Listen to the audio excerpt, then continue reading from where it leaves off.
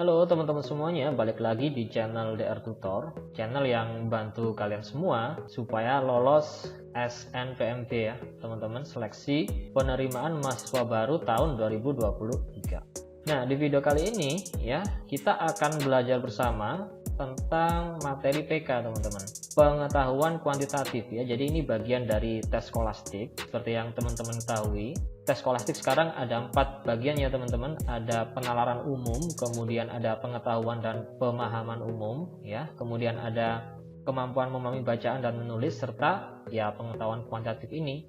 Oke, pengetahuan kuantitatif ini teman-teman itu terkait dengan matematika ya. Yang diujikan itu ya kemampuan untuk melakukan perhitungan matematika ya. Nah teman-teman sebenarnya bisa lihat detailnya di websitenya SNPMB ya teman-teman. Nah, soal-soal yang akan kita bahas kali ini ya soal-soal yang diberikan di websitenya ini, contoh soalnya gitu teman-teman ya. Jadi supaya nanti teman-teman lebih familiar ya, dan juga lebih efektif gitu ya penggunaan waktunya ketika mengerjakan soal-soal pengetahuan kuantitatif ini ya. Makanya kita coba bahas sama-sama gitu ya teman-teman. Oke, kalau gitu langsung aja kita coba soal yang pertama ya teman-teman. Yuk.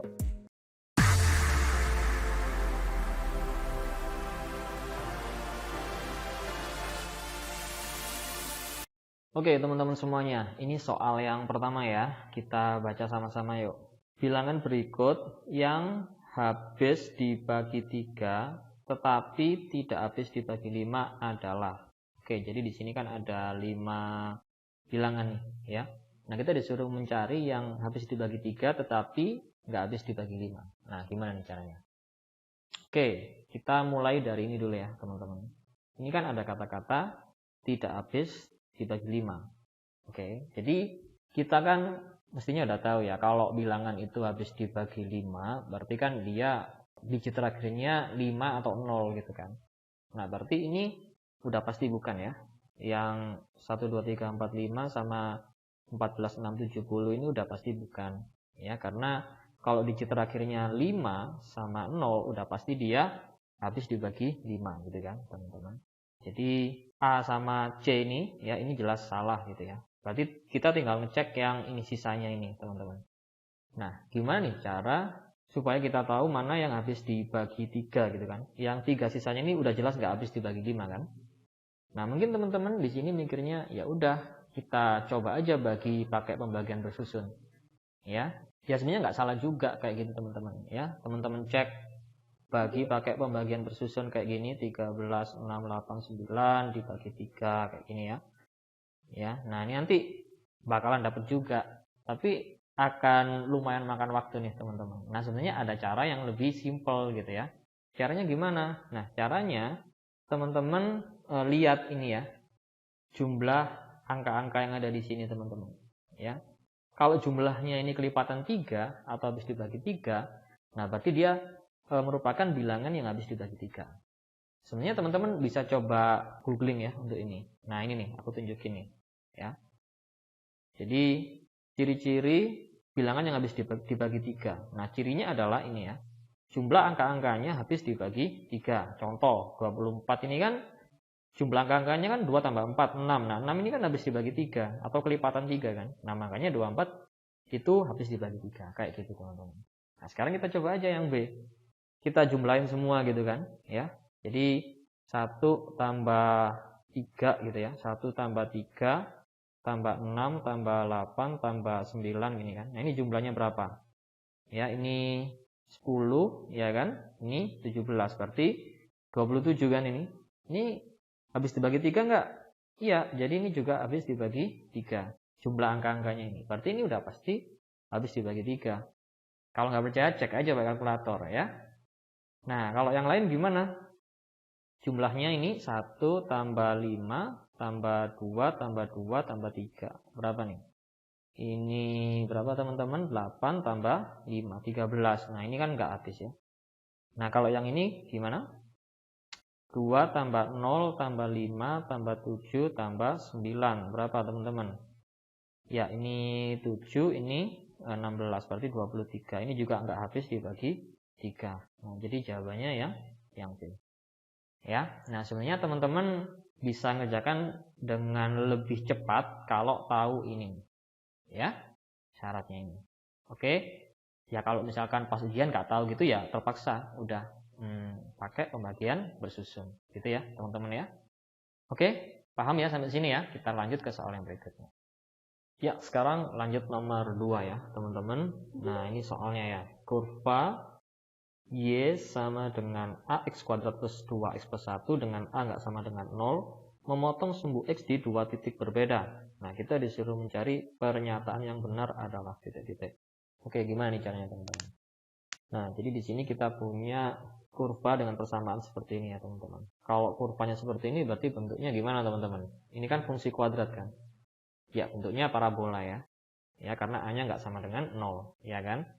Nah, kalau memotong sumbu X di 2 titik berbeda, nah berarti iya gambarnya kan bisa kayak gini, teman-teman, misalkan gitu ya. Nah, bisa gini ya, atau gambarnya bisa kayak gini, ya kan? Nah, terus kalau di sini kita tahu kurva ini memotong sumbu X di 2 titik yang berbeda, nah pernyataan yang benar gimana gitu ya. Nah, ini berhubungan dengan interval nilai A-nya, teman-teman. Nah, yang mana nih yang benar? Caranya kita cari interval A-nya gimana? Oke, jadi ini ada syaratnya ya, teman-teman. Ketika fungsi kuadrat memotong sumbu X di 2 titik berbeda, ya, artinya nilai dari diskriminannya atau D-nya ya, itu lebih besar daripada 0. Oke. Nah, ini artinya memotong sumbu X di 2 titik berbeda. Kalau D-nya sama dengan 0, ya, artinya kurvanya itu menyinggung ya, teman-teman. Menyinggung sumbu X. Ya, barangkali nanti pertanyaannya diubah, nggak memotong sumbu X di 2 titik tapi menyinggung gitu ya. Menyinggung sumbu X. Kalau D-nya kurang dari 0, ya, berarti ya dia tidak memotong dan tidak menyinggung gitu, teman-teman. Oke, kayak gitu ya syaratnya ya. Ini aku hapus saja. Teman-teman bisa recall lagi materi fungsi kuadrat, ya. Nah, D ini apa? D ini adalah diskriminan. Teman-teman bisa cari nilai diskriminan ini menggunakan rumus ini ya, teman. Jadi D-nya itu sama dengan B kuadrat min 4AC. Oke. Nah, B-nya ini apa? A-nya ini apa? C-nya ini apa? Nah, jadi gini. B itu koefisien dari X. Jadi ini B-nya nih. Nah, ini B-nya.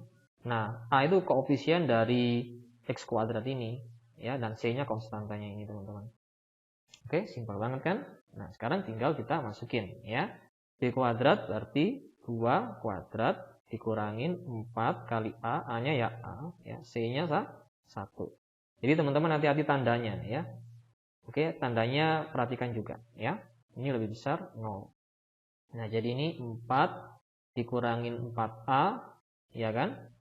Kemudian lebih besar 0. Kalau 4A-nya aku pindah ke ruas kanan, atau ini masing-masing kita tambahin 4A gitu ya.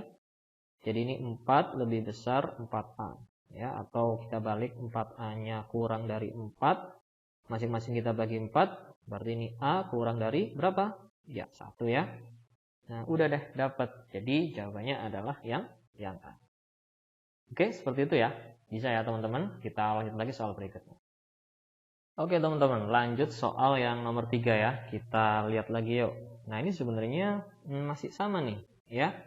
Cuman opsinya aja yang beda. Ya kan teman-teman. Nah, berarti kira-kira mana yang benar? Apakah terbuka ke atas, kurvanya terbuka ke bawah, kurvanya memotong sumbu Y positif, kurvanya memotong sumbu Y negatif, atau titik puncak kurva berada di kuadran 1. Nah, hati-hati nih ya. Jadi di sini teman-teman mesti ya tahu syarat-syaratnya ya. Kurva itu kalau terbuka ke atas itu syaratnya apa, kalau terbawah itu apa gitu ya. Terus tahunya dia memotong sumbu Y positif atau negatif gimana gitu kan. Oke.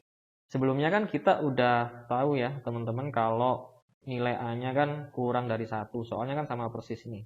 Oke, berarti ini aku tulis di sini A-nya itu kurang dari 1. Ya kan? Nah, apakah pernyataan pertama ini benar, terbuka ke atas kurvanya? Nah, jadi gini teman-teman. Terbuka ke atas itu ya, kalau kondisinya seperti yang ini tadi. Tadi kan memotong sumbu X di 2 titik berbeda ya. Nah, jadi Kalau misalkan terbuka ke atas, ya berarti kan kira-kira gambarnya kayak gini teman-teman. Ya. Nah, kurva dari fungsi kuadrat ini terbuka ke atas, syaratnya adalah kalau A-nya gimana? A-nya itu lebih besar daripada 0. Ya. Nah, kalau misalkan kurvanya itu terbuka ke bawah, misalkan kayak gini, ya berarti A-nya gimana? A-nya kurang dari 0. Oke. Nah, masalahnya kan kita punya A-nya ini kan kurang dari 1. Ya, kurang dari 1 ini bisa positif, bisa negatif, teman-teman. Misalkan aku masukin A-nya sama dengan setengah. Nah, setengah ini kan kurang dari 1, ya kan? Tapi kan nilainya positif, ya. Tapi aku juga bisa masukin A-nya sama dengan misalkan min 1. Min 1 ini kurang dari 1 kan? Ya. Nah, kalau untuk min 1 itu nilainya kurang dari 0. Nah, jadi kita nggak bisa menentukan apakah kurvanya ini terbuka ke atas atau ke bawah, karena kita nggak tahu pastinya berapa. Kita cuma tahu bentuknya interval seperti ini. Oke. Nah, makanya yang A sama B jelas salah ya. Oke, kita hapus dulu deh semuanya ini ya. Oke, yang penting teman-teman udah tahu syaratnya gitu ya. Nah, sekarang memotong sumbu Y positif, benar nggak nih teman-teman? Kalau memotong sumbu Y itu syaratnya gimana?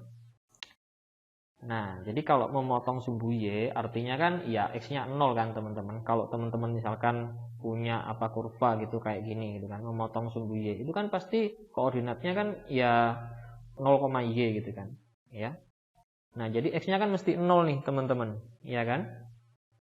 Nah, berarti ya kita cek aja kalau gitu. Sekarang kita masukin X-nya sama dengan 0 ya. Jadi kalau X-nya sama dengan 0 berarti Y-nya gimana?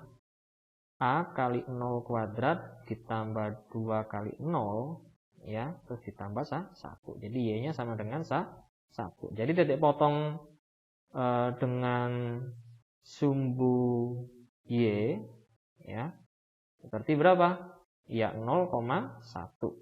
Nah, berarti ini memotong sumbu Y positif atau negatif teman-teman?